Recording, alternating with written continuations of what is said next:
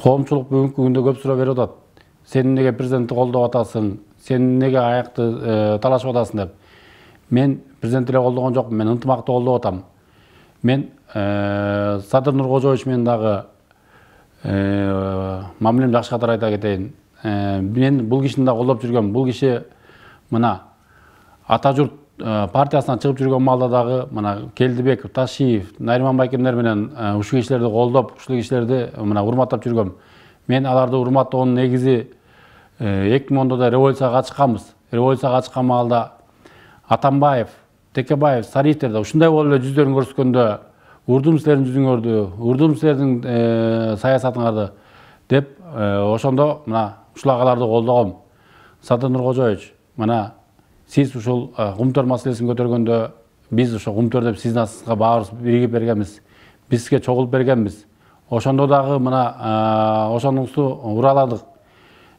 Камалуудан да коркпой, ошондогу Атамбаевдин бийлигинин узурпациясынан коркпой туруп, ошо сиздин астыңызда турдук. Сиздин Кумтөр деген желегиңиздин астында турганбыз. Бүгүнкү күндө сиз Кумтөрдү унутуп, сиз бүгүнкү күндө максатыңыз креслого жетүү максатты көзөгөндөй бизге көрүнүп атасыз. Жок, антпеңиз. Сиз дагы элдик уул катары элдин ынтымагын сактаңыз, ынтымакка барыңыз. Сиз азыр бүгүнкү күндө баягы немеден чыгыңыз, эйфориядан. Бүгүнкү күндө элди ойлоңуз. Элди ойлоп, бүгүнкү күндө кандай сүйлөшүүлөр болот, кандай мыйзамдуу жолго түшүү жолдор болсо, сиз ошо жолдорго барууңузду чакырат элем. Садыр Нуркожоевич, сизди туура түшүнөм. Азыр кээ бирөө кайраштыргандар бар, кээ бирөө сизди коозгандар бар, кээ бирөө сизди